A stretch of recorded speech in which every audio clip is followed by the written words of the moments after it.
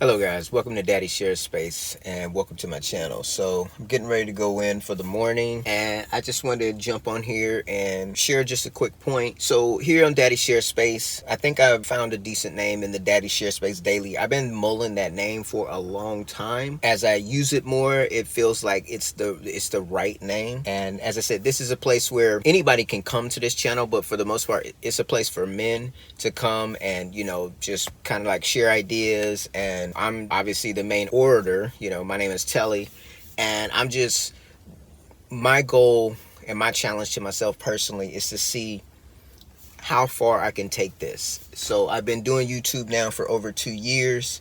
I don't have a lot of subscribers, but I'm very thankful for each and every one of the people that do subscribe to my channel.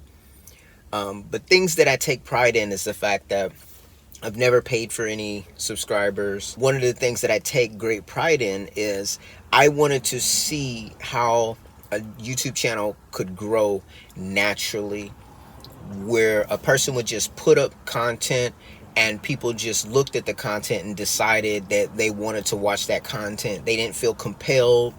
They didn't feel like they were being asked to watch the content, but rather it's something that they chose to watch. So I take great pride in every single view, every single click, whether it be a thumb up or a thumb down, because that brought in someone's attention. That means that even if it's on the smallest of scales, I've done something right. And I don't have to worry about any kind of thing, like whether it be material things like tools or even electronics. I do not have to worry about the fact that I made some agreement with a company and I have to do things or say things in a certain way. I'm just a guy just like you guys are. I'm a person like you are, and I'm just giving my opinion, which I feel like is the heart and soul of what YouTube was, at least in the beginning. Now, of course, YouTube was not originally created by Google. It was created by people that were just sharing their videos like this. When YouTube was created originally, there was no monetization option. That is something that the company Alphabet, that is the parent company of Google, and then the company of YouTube, within that umbrella of companies, they are the ones that brought monetization to this particular platform in the form that it exists. So personally, I'm grateful for that. Up to this point, any kind of revenue that I have been blessed with making on this YouTube channel has come 100% from ad revenue, in the way that it functions in conjunction with you, the viewer, meaning like however you view. YouTube has a way of taking that and doing whatever they do with it, and then they say, okay, Daddy Share Space can have this amount of funds. Now, being quite candid, it's not a lot of money, and that's fine. This is, I guess, it's a journey. It's a journey that I'm taking because I've mentioned in one of my videos before, my wife is from the Caribbean, Trinidad and Tobago specifically, and she came here and she made a blog. I don't even know where she got that idea from, but she decided to make a blog. And while making that blog and writing posts about this and that and the other, all of a sudden she signed up for like YouTube ads and all of this business, and then she actually started to make a few dollars. It wasn't a lot. I mean, we're not talking about even hundreds or thousands of dollars. I mean, we're talking small amounts of money. But it blew my mind, the fact that I've been living in this country my whole life, and I never thought about going out on my own and trying to generate income on my own, because the system kind of teaches us to go get an education, go get a particular job, so on and so forth, and then fall in line and work within the system, which is great. I mean, it's been a blessing to me and my family. I mean, to give my wife the opportunity to make that blog, I had to work and do what I did for her to have the revenue to pay for a blog, to pay for all of those types of things. But it also helped me to understand that if I'm willing to push myself a little bit harder, if I'm willing to work a little bit more, there's a possibility that I can grow as a person, learn more, share more, and then also be able to pass that on to my children possibly, so that they can have a better start to their life. I think we're in a time where everyone has to show their talents. Everyone has to show their gifts in one way or the other. And I am meeting that challenge. I'm tackling that challenge head on. I was talking to my wife this morning about how the way that I want to build up my YouTube, the way that I want to build up my blog, I want to do it all myself. I want to do it all myself. There are people that have teams of people working with them, and I don't criticize that or anything. I just want to know what I can do. I want to see what the extent of my capabilities are. I want to see how far I can push myself. There may get to be a point where it's a bit too much, but even right now, I've recorded a couple days in my truck before or on my lunch break. And then I'm sitting here with my iPad. I was watching some highlights of the Chiefs game yesterday. And all of a sudden it's like, why not record now? Why not turn on the camera and record now? And this video may not make it up to YouTube, or it might. But every time I get in front of the camera, I'm becoming more confident and more comfortable with what I'm saying. And when I'm able to be myself, I feel like I speak a little bit more clearly, as opposed to when I'm talking technical specs about, like, say, a tool that I just bought and I just opened up. I want to share that with you guys, because I like to see new tools unboxed and all of these things. So I'm not doing something that I wouldn't want to see. But at the same time, I may not have all the experience that I need to actually give you every single bit of data. And that's where having people that come back to the channel and see me months, maybe even years later, and you can see that I've gained experience. Like, there's knowledge that I've acquired over the time of me tinkering with my tools that I didn't have when I first started. There are things that I realized, like, oh, I didn't know anything about this, or I didn't know anything about that. And it's just been an eye-opening experience. In some ways, it's humbling because you recognize how much you don't know. But then it's also exciting because you realize that there's so much more to learn and so many more ways to grow. Anyways, guys, I'm probably going to tack on some more information to this video, but I will see you at lunchtime and we'll do that. So it's lunchtime for me. It's Friday. Pretty excited about the week. So I started back working out daily on Monday of this week. And so once I work out today after I get off work, it'll be 5 days straight. My goal and plan is to work out 7 days a week. Not to hit it really hard, but basically I'm trying to get my energy level up. There was a time where I worked out so much, or at least running and such, that I did not require coffee at all. And I was always, hyper and had energy. But over time, once I stopped working out and doing that, I had to start drinking coffee to kind of perk me up. My goal is not necessarily to stop drinking coffee, though that would be great. The goal is basically to just feel better in my body and to have more energy and strength to get me throughout the whole day, and also so that I can be more productive. Because what I noticed is that over the past few years of me stopping my working out, I'm happy with the fact that my weight has come down because I started a keto diet, which I've been on for over 2 years. The challenge that I have is the fact that even though I've done the keto diet and I lost like 25 pounds, it doesn't shape you, it doesn't like create muscle or anything like that. And when I watch my videos, it looks like I still have a gut. So I have more to work on in regards to that. But there's something I want to touch on today. And it's 2 words. One of them is speed. And by definition, this is Google's definition of speed. It says the rate at which someone or something is able to move or operate. So that's the definition of speed. Alternatively, I use the term efficiency a lot. And the root word of efficiency is obviously efficient. So we're going to use the definition of efficient. And the definition is, I'm going to read the 2. Working in a well-organized and competent way. And the second definition is preventing the wasteful use of a particular resource. Now, speed versus efficiency.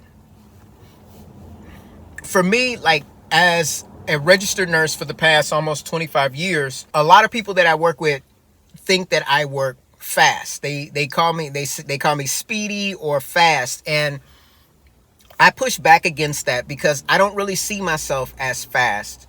I see myself as more efficient than fast, because speed does not have any equation. Speed cannot be directly connected to accuracy, and it also cannot be directly attributed to like a good job.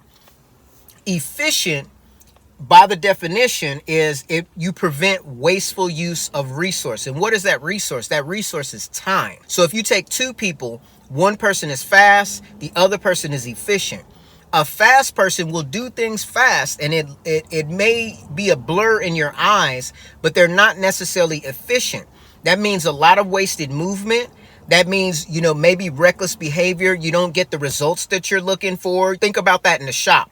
If you're running across the shop, cutting things, you're more than likely going to make more mistakes, and thus forth, you're not going to end up with the results that you're looking for if you're fast. However, if you're efficient, efficiency by application would be if you cut all of the pieces of a particular project, all the ones that are the same size together. It doesn't necessarily speed up the process, but in overall, it can speed up the process, because if you have to set up one of your machines to cut one thing, and then set it up in a different way to cut another thing, it's inefficient to cut half of what you need to cut at, say, 10 inches, and then switch it to 12 inches and cut some other pieces, and then switch it back to 10 to cut the rest. And that's not an efficient workflow. Now, if you're fast, you may be able to do that. You may be able to cut however many pieces in 10 inches, switch your saw to 12 inches, cut a bunch of pieces, and then switch it back. And on the surface, it may look good. But if we look a little bit closer, when you are cutting something or measuring something, you've got relative measurements, and then you've got exact measurements. This is one of the reasons why I fell in love with basically having a miter saw station with an end stop. When you set something, say, to 10 inches, you have this thing called parallax error. Parallax error means that if you look at the line from one angle or another, you may be a little bit short or a little bit proud of that line. Thus forth, if you set your table saw fence or your miter saw stop to 10 inches and you cut, let's say, 5 boards, and then you move it to a different location, and then you decide, oh, I need more 10-inch pieces, and you move it right back to that 10 inches, there's a high chance that more than likely you're going to have it either be proud or short of what your original measurement was, which means you're not going to get exact pieces. And that's what I mean by fast. So fast introduces that kind of result, whereas efficiency means that you look at your project top down and you cut every single thing that you need to cut at 10 inches. And you do not move that stop. When you do that, it doesn't matter if it's 10 and a tenth, or 10 and a 16th, or 10 and a half. It doesn't matter. It's like if you're cutting 4 legs for a table or a chair. They're all the same. Most people aren't going and looking at a project and saying, well, this is like 1/8 of an inch too tall, or a 1/16 of an inch too short. You're looking for symmetry. You're looking for everything to be the same height. And so when you talk about speed versus efficiency, efficiency is superior to speed, but it can be misrepresented as being speed. It is not. And let me give you an example from my early years as a nurse. When I used to work in the emergency room, and I didn't realize this at first, because we all have our different ways of being wired as human beings. And this is something that no one told me this, but people described certain elements, and over time I was able to kind of put it all together. And what happened was I went into the room and I had to draw blood on a patient as my part of my job at that particular time. So I go in the room, I carry my equipment that I need to draw blood, which would be, my needles, my blood tubes if I need to collect blood, IV fluid if I need to do that. And when I went in, I did what I needed to do with the patient, hands-on, like putting in the IV, drawing the blood, doing all of that. And then it's like I made a complete U. And I walked past the trash can, dropped everything off in the trash can, and then like walked out of the room. And the patient just looked at me and says, wow, you don't waste any movement. That was their way of describing me. It always stuck in my mind. Like, I've always remembered that. But it took time of going back and reflecting to really recognize what they were talking about. And then for me to analyze my own behavior to see what type of person I am. And what that means is I had come up with a system where, okay, if I need to take 5 things in the room, and let's say all 5 things need to be opened up to reveal what's inside, and I need to use those things to do a particular task, and then after I collect or do my task, then I need to throw away all of the waste from that. In my mind, without directly thinking about it, I was making these little micro decisions where, okay, it's best to open this first, this second, this third. It's best to place all the trash in this particular location. It's best to start with this needle and start with this tube to draw blood. And I was progressively moving through this mini algorithm in my head. And it was all like one motion. Like if you back up and look at it, it was like one motion that I would just wipe in and wipe out of the room. And there would be nothing left on the patient once I finished drawing my blood. All the specimens were done and labeled, and there was no trash. And I noticed that that's just a personality trait of mine. When you look at my shop, you see my shop is quite a mess. And the reason being, you see, efficiency has nothing to do with messiness or cleanliness or speed or anything. When you start talking about, like, say, untidiness, if you will, my shop is very untidy. Well, let's talk about why that is. You see, the way my brain works, and remember I bring up that term about how do you eat an elephant one bite at a time. Over my almost 25 years of nursing, that task of drawing blood from a patient, I broke it down into some micro steps, and I always in my mind do those steps in that exact same order. And the only time I change it is if I find a way to make it more efficient, basically meaning I save even more time. I'm using nursing because that's something that, for the most part, you could kind of consider me almost like an expert in. I'm not an expert at all of nursing, but for the things that I've been tasked to do day in and day out for 8 to 12 hours a day for the last almost 25 years, a lot of those tasks, I've learned how to organize them in such a way as to get that job done in the most proficient and efficient way with very little lost time. So like, I'm not making unnecessary movements. I'm not burning unnecessary time. And I've even been able to weave in and integrate socialization with my patients while doing it. And that's the thing. When you're able to retain things to muscle memory and get it to the point to where you could do it without thinking about it, it frees your brain up for higher functions to be able to interact and have genuine dialogue with someone without knocking off this lower tier type of responsibility that you're required to do as a professional. So going back to the shop, this is a huge project for me. This, whether it be YouTube, whether it be working in my shop physically, it's enormous. It's an enormous skill set and task that I've undertaken, because when I come in as a nurse, I'm working at, like, say, a hospital. They have a whole lot of policies and procedures of all I have to do is read them and then internalize them and then apply it. When a human being like myself decides I'm going to start a woodworking shop, there's really no policies and procedures for that. Yeah, there are things that you should probably consider. But if you don't have someone to teach you that, if you don't go buy some manual online that tells you this is how you set up the shop, this is where you place all your equipment, this is how you use this is when you use that. If you don't have that, you're making that all up on your own. And if you think about anything you do, whether it be if you're a carpenter, a woodworker, a drywall person, if you're a cook, if you're an auto mechanic, there's something that's true in all of these situations. Even me as a nurse, there is a stage of messiness. There is a stage of untidiness. When I go in as a nurse, I have several different individually packaged items that need to be opened up because they're sealed because they're one-use only items. So they are sealed for the patient safety. So I have to open each one up per patient. And during that process, that creates a mess. When you go to make a cake or make food, you make a mess before you get to that end result. When you go to build a project, you're making sawdust. You're making a mess before you get to the end part of your process or project, if you will. So why am I saying that? In the process of becoming efficient, what happens over time, if you're a person that's in tune to these things, because I realize not everybody is in tune to these things. Some people think it more work to think about your work.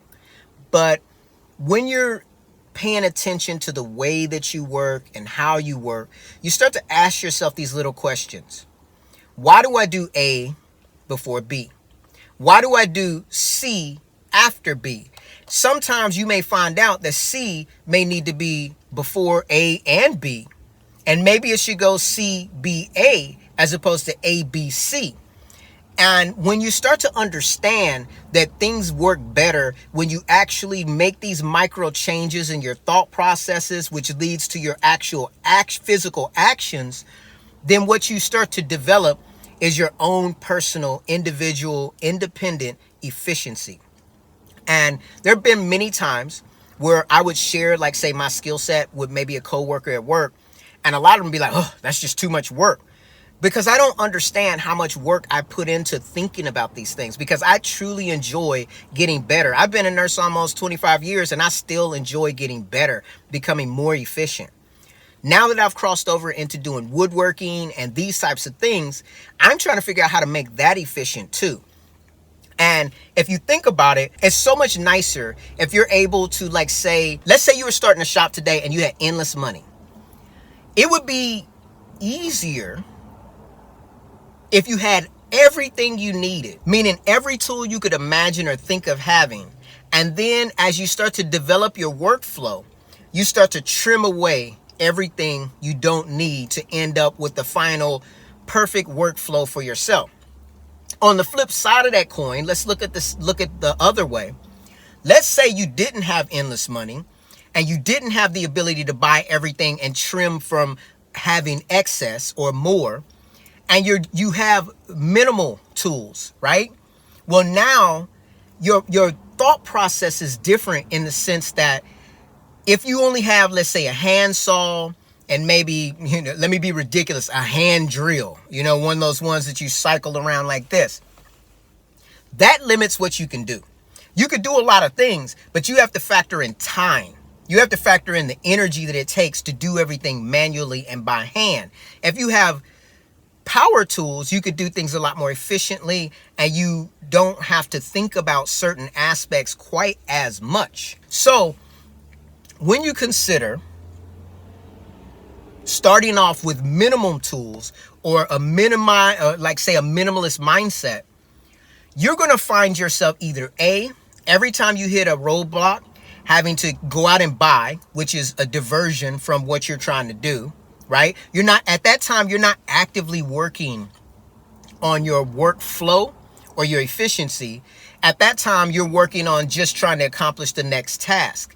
But when you look at it from that standpoint, it's kind of like looking at a funnel. If you were looking through the small side of a funnel, when you look through that smaller side, you can't see everything, how wide the circumference of the other side. So you're kind of just trying to guesstimate.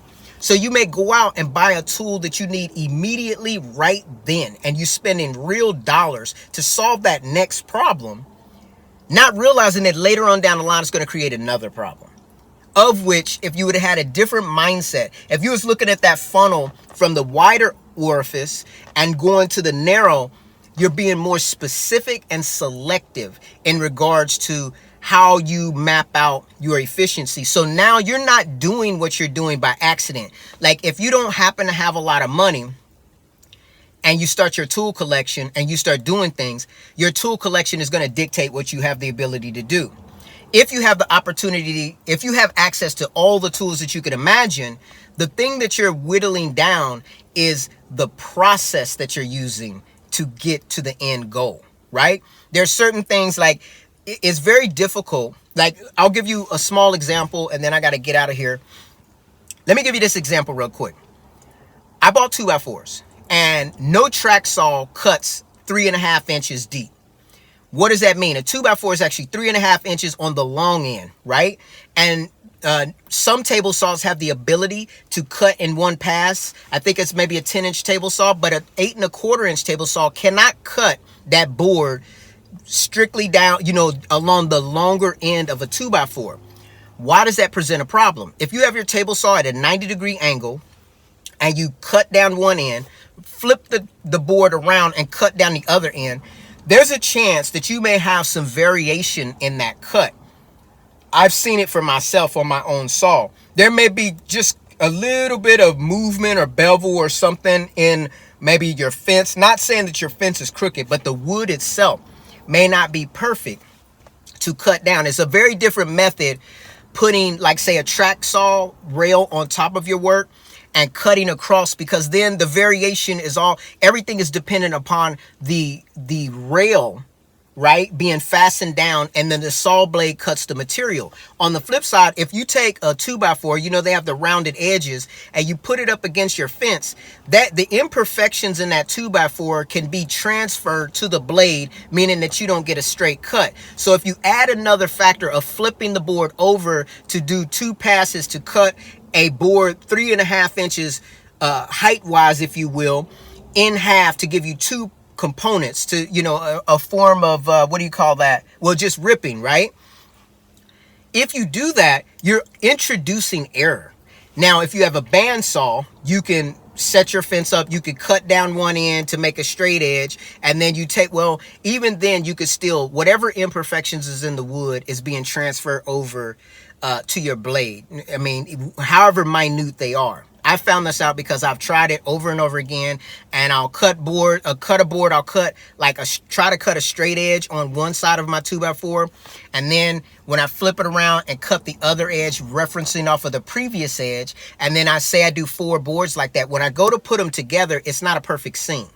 And I understand now why that is. It's much more effective to use like a track saw where you don't have to worry about that. Now, as getting back to what I said, if you buy a 2x4 and you wanted to build with 2x4s, there's no problem cutting along the 1.5 inch portion. You could use a track saw for that. But when you're cutting around that 3.5 inch portion, there's no track saw that gives you that 3.5 inch depth, which basically means you can't get that straight edge with a track saw like that. So as a result, you're going to end up with some variations, and you're not going to end up with the best results. Now, I know alternatively, let's say you were using a 10-inch table saw that could cut the full 3.5 inches. You could actually put a board that has a straight edge and attach your board to that and use that to joint your board. That is a process. But then, as I said, remember we're talking about efficiency versus speed and that type of thing. You have to build that jig, and that jig has to be accurate too, right? So, sometimes if you have access to everything, you can make the best pathway for you to be successful for yourself. If you don't have access to all of these different elements and tools, then that's a big portion of your shop time, is trying to figure out, how do I get from A to B, right? If you have all the tools or have a lot of tools like I do, now it's more of a matter of, should I do A first, B first, C first, so you can kind of tinker around. When you have a limited set of tools, the choices are made for you, and you as a craftsman have to bend and tweak and turn, and you may develop a way that's very efficient to use the tools that you have, but that efficiency may not translate when you upgrade your tools or when you move on to something else. So that's just something to consider. So here I have my FlexVolt Dewalt 60 volt max table saw, and it's on the Dewalt stand. I'll put the name and model number of the stand on the video description. Now, I got a question if this particular table saw stand could accommodate a 24-inch table saw, so 24 inches wide. Now, first and foremost, these brackets here are detachable, so you can put them as wide or as narrow as you need to, and they bolt underneath. So this is attached with 4 bolts in these slots here, in the front and in the back. Now, so I recorded this video originally, and I had one conclusion, and then I decided to go online and look at the instructions for this particular table saw stand, and I said, there's this portion right here, there's a piece of metal Let me show you up close. This right here, this piece of metal right here, I didn't know what this piece of metal was for, but when I looked up the instructions, this is the actual mounting position. So if you look at how this clamps, it kind of clips on the front, and then in the back over here, in this portion, there's a grip that allows it to open up so that it'll connect on the front part here and then on the back here on this particular table saw stand. So this portion here is meant to fit inside of here. I didn't know that because I've had mine attached on the opposite side of this for this whole time. So based on what I can see here, it looks like this portion is meant so that the saw does not slide up and down the rails that are here on the top of the saw. So I'm going to take it off so you can see what I mean by the rails. So if you look at, there's a metal rail here and a metal rail here. They're rounded on the edges on both sides. And this right here is the portion where the saw is supposed to connect in with one of the brackets. Now, I had my saw attached in this portion here. Now, if you take a measurement from the inside of this bracket where the saw will fit all the way over to the edge, you have about 26.5 inches worth of space. I'm going to demonstrate what I did as far as fitting the saw on here. Now, I already know it'll fit in between here, but the question was, will a 24-inch saw fit on here? Now, we're going to put the bracket where it's supposed to be, which is here, and then measure across to see how much room is available for the saw to fit. And so I'm going to put the saw on here in the proper bracket. Now, the Dewalt table saw that I have is not 24 inches wide at the base where it's bolted to the bottom of the saw, so it's not going to extend all the way over. However, to see if the saw can attach all the way on the end, we're going to also attach the saw all the way on this side. That will give me an indication as to whether the saw can attach right over these yellow areas here. So let me just demonstrate that really quickly so that you understand if a 24-inch saw can fit. So placing the saw on the stand, you want to slide it in on the front part first and then pull it back once it's on both sides. Once you get it pulled back, you'll pull the two black levers up, and then that allows the saw to clamp into place. Let me turn it around so maybe you can see the back side. So again, there are levers to clamp here.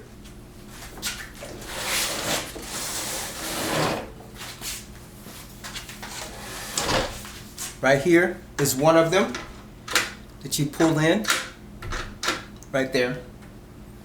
And so in order to remove the saw, you squeeze them both in and you lift the saw up forward like this to take it off.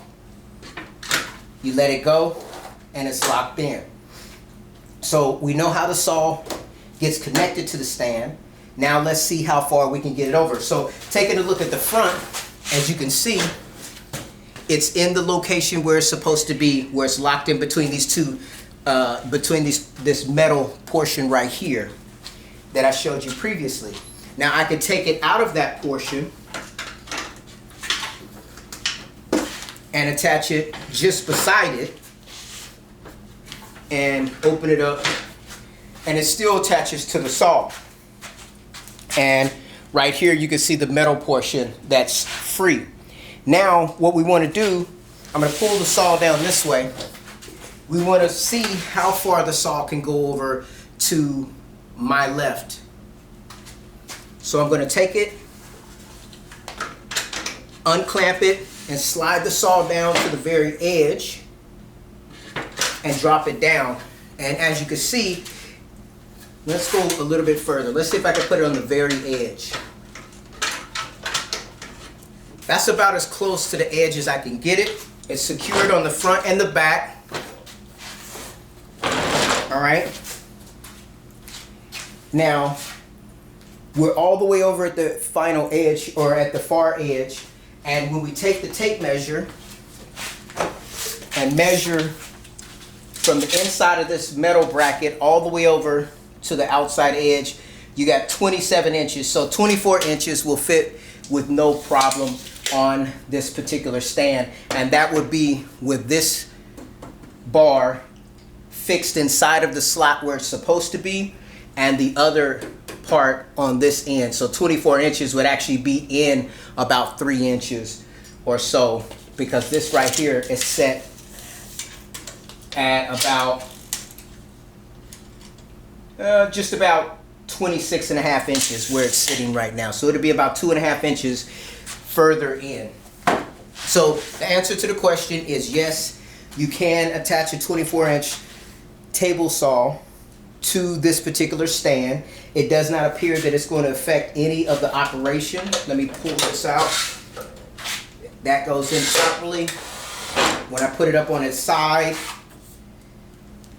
I've never had any problems with my saw sliding down the 2 rails that I showed you earlier. But now that I've read the manual, I now know that it's supposed to fix into this location here, and that's where I'm going to put it going forward.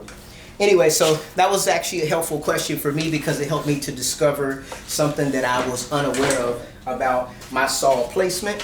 So I'm going to go ahead and put this where it's supposed to be.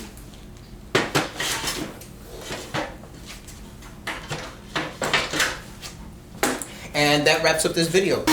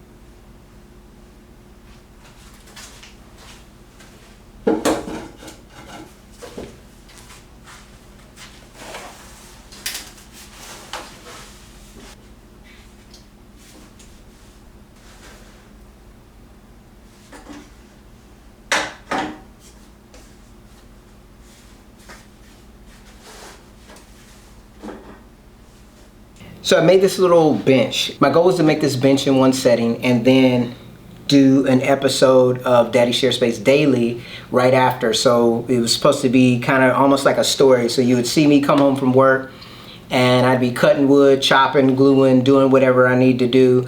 And then once I got it done, I would just set it down in place, and then I would start off like this and do a video. Oftentimes when I'm out here in the shop, I'm standing up somewhere and I'm always trying to position myself in a place that seems to be at least visually appealing. Obviously, when you're talking about visually appealing, beauty is in the eye of the beholder. Some people may like to look at sustainers. Other people may want to look at a part of a French cleat wall. Others might want to see a dusty miter saw as like a co-host. Or maybe you just want to see a shop in full disarray. Regardless, I wanted to have this bench in place so that I can sit down and relax and just talk and communicate on this platform that I have here on YouTube. And I think this is a good start. Now, there are some things that I need to do to this bench. I need to chamfer or round over the edges because it's cutting into the back of my legs. I miscalculated on the height. Obviously, I can swing my legs back and forth. That was not the intended purpose of this. It was supposed to be just high enough to where I could put my feet on the ground. But then again, you know, it works for now. So the way that I got the height was I Googled it and I found out that the typical bar stool height, you have one for like a high bar stool or a high bar, and then one for like a chair level bar stool. And then I re-Googled and I was looking it up in millimeters, and I think they said something around 50 something millimeters up to, or centimeters, up to 71 centimeters. I think I went closer to the 71, but then I cut it down a bit. I thought that the 51 millimeters was quite low, at least when I was kind of measuring it out from the ground. Now I realize maybe it was not as low as I would have expected. But I could possibly cut off some on the bottom here and salvage this to some degree. I don't know if I'm going to do that.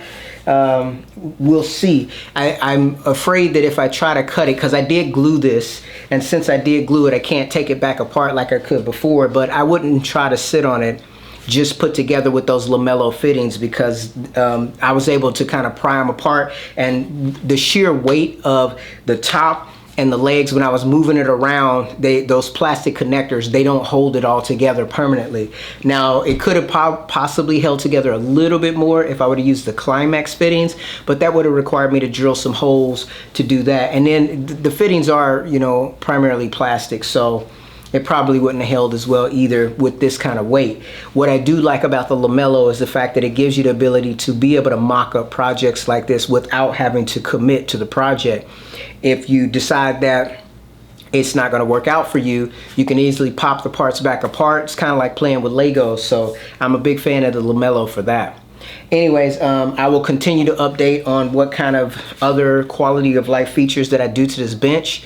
Today I have a bunch of videos that I need to edit, and this is just going to be maybe a portion of the Daddy Share Space Daily. I might just put this in as a chapter, and we'll get back out here bright and early in the morning tomorrow and do some more videos. So, but for right now, everything's looking good. Yesterday I watched part of the Chiefs game. Well, I didn't watch it. I listened to it on Sirius XM because I'm not subscribing to any NFL packages. So kind of had me distracted, and I do need to go do my exercise. So I'm gonna go do my exercise, then I'm gonna get on to editing these videos. I'll see you in a bit. I just want to thank you guys for taking time to watch the video, and I'll see you in my next one. Take care.